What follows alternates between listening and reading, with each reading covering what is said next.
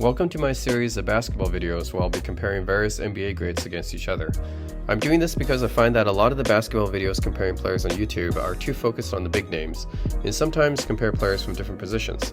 For example, lots of people compare Jordan to LeBron and Kobe to Duncan, just because of their similar levels of achievements, but since those players play different positions and have different styles of play, it's not an interesting comparison. In this series, I want to do a comparison not between just more well-known players, but players from days past, in the 1960s, 1970s, 1980s, and even the ABA as well, that most modern fans probably do not have too much knowledge about. Also, as much as possible, I want to compare players that play similar positions and have similar play styles. To me, that's a more interesting and fruitful comparison. I'll be using 6 different metrics to compare each player. The first category is scoring. This category will be defined by each player's career points per game, peak points per game both in the regular season and playoffs, and number of scoring titles. Rebounding. This category will be defined by each player's career rebounds per game, peak rebounds per game both in the regular season and playoffs, and number of rebounding titles. Passing. This category will be defined by each player's career assists per game, peak assists per game both regular season and playoffs, and number of assist titles.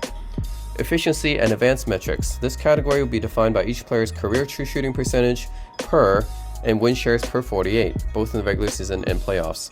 The reason I use true shooting percentage is because it's more fair to guards. Field goal percentage tends to be biased to big men because of their height and play style closer to the basket. I also put in win shares per 48 here because it encompasses efficiency along with other attributes to give you an idea of how many wins a player contributes to his team. Defense. This category will be defined by each player's all defensive selections, defensive win shares, and defensive player of the year awards.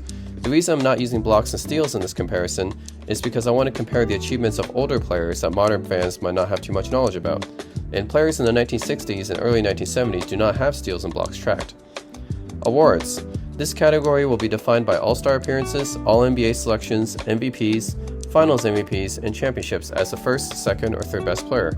The reason I have to only count championships as a top 3 player on the team is because otherwise you get into the situation where, for example, Robert Horry has 7 rings and Carmelo has 0, and it's not representative of how much better a player is if they weren't a top 3 player on their team contributing to a championship.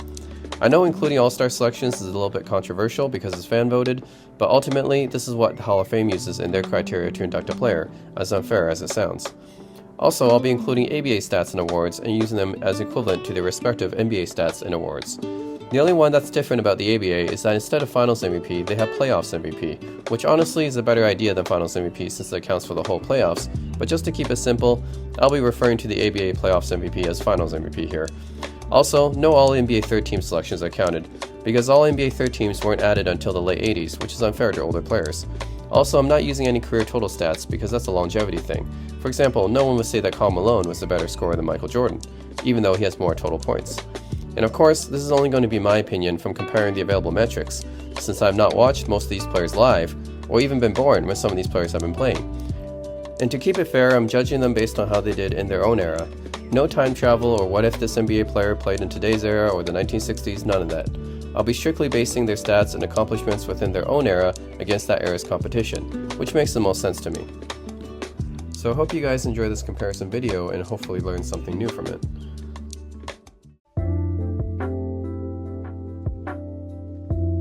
The 8th episode in the series looks at 2 all-time Denver Nuggets legends, both high-scoring small forwards who didn't win a championship but carried their team's offenses. Carmelo Anthony is best known as a talented high-scoring forward who had his best seasons with the Nuggets and New York Knicks, while Alex English was also a talented high-scoring forward who quietly dominated as the leading scorer of the 1980s, ahead of guys like Michael Jordan, George Gervin, Adrian Dantley, and Dominique Wilkins. But which player had the greater career? Let's find out.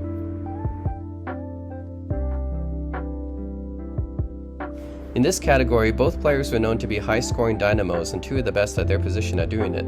Both have a scoring title, with Melo averaging 23.1 points per game for his career, peaking at 28.9 points per game in 2007, and 23.9 points per game in the playoffs, peaking at 30.7 per game in 2010. English averaged a slightly lower 21.5 points per game for his career, peaking at 28.4 points per game in 1983, and averaging 24.4 points per game in the playoffs, peaking at 30.2 points per game in 1985. Both players were very gifted scorers, and their scoring numbers are all very close to each other, so it's hard to say that one is really better than the other here.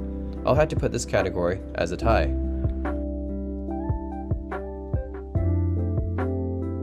This category is interesting as both players were both capable rebounders.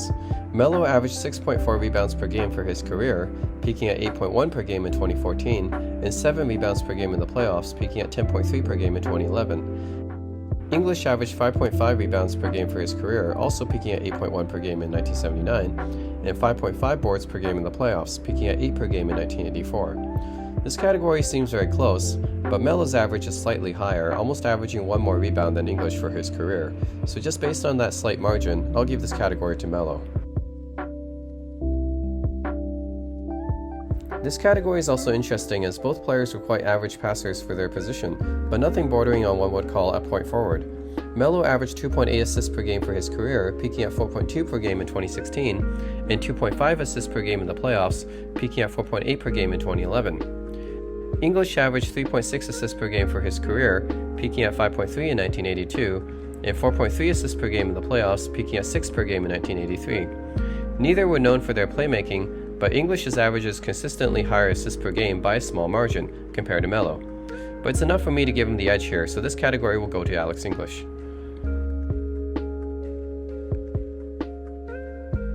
In the efficiency and advanced metrics category, it's very close as both players have very similar true shooting percentage, PER, and even win shares per 48. This category is just too close to call as both players were decent shooters for their career and had very similar offensive skill sets, so I have to call this category a tie. In this category, neither player were great defenders. Melo's defense has never been anything to write home about, but surprisingly, English has even less defensive win shares than Melo. That said, I hesitate to say that either player were really good at defense, so I'm going to have to go with a tie here as well. In the awards category, once again we have two very similar resumes. Melo has 10 All-Star appearances compared to English's 8, while English has one more All-NBA selection. This is just too close to call once again. Neither player were the best at their position at any point in their era, but were solid enough to be second best at various times in their career. So I'll have to call this category another tie.